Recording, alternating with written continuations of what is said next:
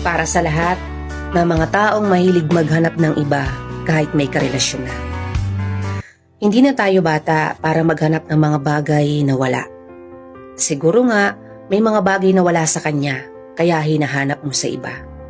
Pero hindi mo ba naisip na sa bago mong ipinalit, meron ding mga bagay na wala sa kanya? Patuloy mo na lang bang hahanapin yung mga bagay na wala? Bakit hindi ka na lang kaya makontento sa kung anong meron ka?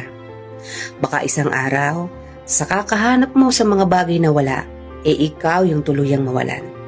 Tumandang mag-isa dahil nasasabik ka lang naman sa umpisa. Magaling ka lang sa umpisa. Sa umpisa kung saan nandun pa yung kilig.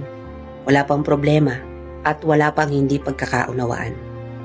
Huwag ka masyadong mapaglaro pagdating sa pag-ibig. Huwag pairalin yung damdamin na sa una ng lahat gagawin. Matuto tayong pahalaga ng mga taong tunay na